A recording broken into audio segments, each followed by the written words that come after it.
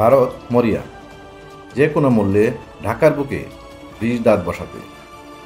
দিল্লি উৎপেতে আছে, চোখ কপালে, কপালের চিন্তার ভাঁজ আর ঠোঁটে কাটা হাসি, শুধু সুযোগের অপেক্ষায়। একটু কায়দা মতো সুযোগ পেলেই বাংলাদেশকে বেকায়দায় ফেলতে ঝাঁপিয়ে পড়ে।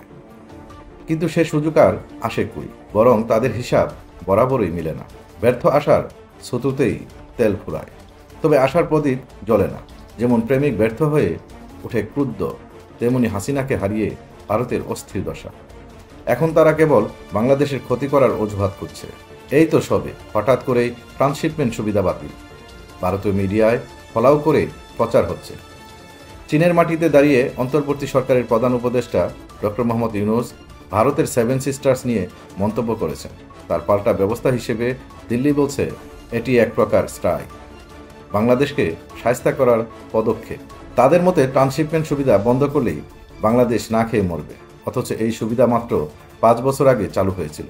তার আগে কি বাংলাদেশ কিছু রপ্তানি করত না? না খেয়ে হাড্ডিসার হয়ে গেছিল। ভারত যেন নিজের আঙুলে সুই ফুটিয়ে ভাবছে বাংলাদেশের সর্বাঙ্গে ব্যথা। আসলে মোদির দেশ বুঝতে পারছে না নিজের সংকীর্ণ দৃষ্টিভঙ্গি তাদের জন্য বিপজ্জনক হয়ে দাঁড়িয়েছে। চীন সফরে ডক্টর ইউনূস চীনের বিনিয়োগ আহ্বান করেন, বাংলাদেশের অর্থনৈতিক ভিত্তি মজবুত করার কথা বলেন। সেভেন সিস্টার্সের নামে ভারতের উত্তর পূর্বাঞ্চলের রাজ্যগুলোর স্থলবেষ্টিত অবস্থার কথা তুলে ধরে তিনি বলেন, যেসব রাজ্যের সমুদ্রে পৌঁছানোর কোনো রাস্তা নেই, আর বাংলাদেশ সেই সমুদ্রপথের একমাত্র প্রবেশদ্বার।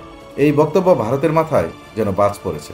স্বৈরাচারী আমলে পাওয়া বাড়তি সুবিধাগুলোর মূল্য এবার বুঝি চুকাতে হবে।